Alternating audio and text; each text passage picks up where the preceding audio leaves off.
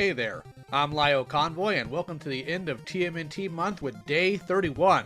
That's right, it's not a short, it's a full review. I figured the best way to end this month would be with a review of these TMNT Remastered figures from Playmates.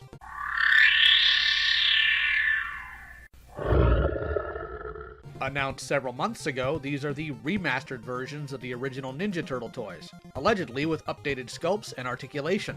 So let's test that. They're all the same basic figure, so I'll go through one of them as far as articulation goes. The head moves 360, the arms raise this high and move 360 at the shoulder, the forearm spins 360 and bends at a 45 degree, the wrist also moves 360. The leg moves out this far and spins 360 at the hip. The calves also move 360 and the knees bend at a 90 degrees. Finally, the foot spins 360.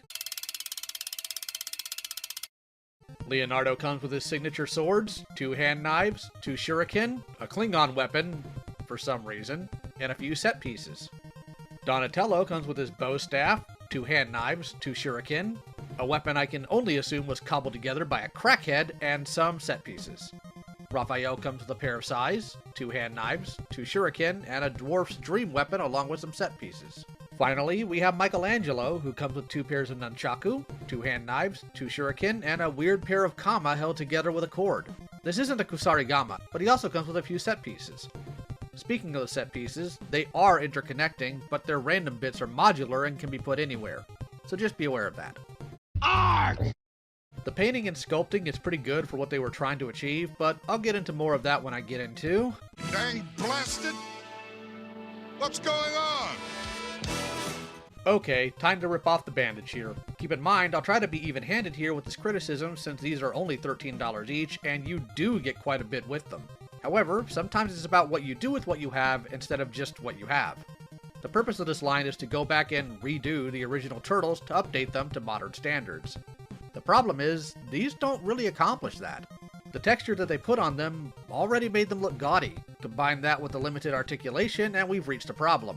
That problem being that the articulation here is the same as the articulation of the 2012 Turtle figures. They don't even have a pivot of any sort at the wrist. And it's not that they couldn't do better. The Classics Turtles I reviewed this month had double joints in the knees and elbows. On top of that, even the Super 7 Turtles have better articulation, especially with the ankles. What even is this ankle cut? Ridiculous. And it's not like they didn't have the tooling budget for it. All those extra goofy weapons are brand new molds. They have no history in the brand that I could find. What they could have done is given us toy-accurate weapons to go along with the ones we have here. Speaking of the weapons, they look familiar to you? They should. They're scaled-down versions of the Classics weapons. Literally. Look at them. This is going to be a problem in the long run because the painted part of the weapons is what the Turtles have to grip. The paint will wear off after a short time. This is not a prediction. This is a fact. My final points are that they somehow mixed up Donatello and Leonardo's head, and that they were told about this when the images leaked. This is just lazy. A lot of people are complaining about the nose sizes, and I can understand why, but it doesn't bother me as much. They also can't take their belts off, which is lame. One final thing is actually related to the belts, or more specifically, one belt. See, redoing older stuff allows you to correct any possible mistakes the original had. For Donnie here, he always had that weird pocket on his belt, and no one knew why it was there as none of the weapons fit. I just stuck a Valaverse gun in mine, because Donnie gotta keep strapped. Anyways, the purpose for it was revealed in the Rad Plastic book. It's supposed to house the 3-pronged knife, but the pocket was too small and put too close to the arm. So how did the Playmates modern version fix this? It didn't. Gee, thanks. Anyways, griping out of the way.